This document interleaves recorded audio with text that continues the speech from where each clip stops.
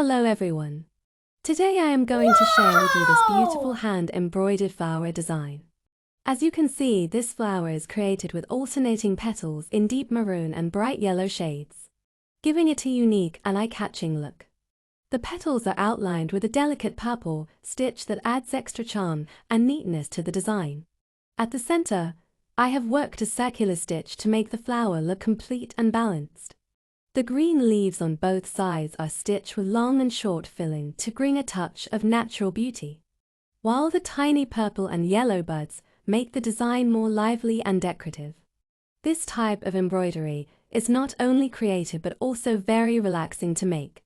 It can be used to decorate dresses, Dupattas, cushion covers, tablecloths, or even framed as wall art. Hand embroidery like this is all about patience, love, and attention to detail. And the final result is always something you can be proud of. I hope this design inspires you.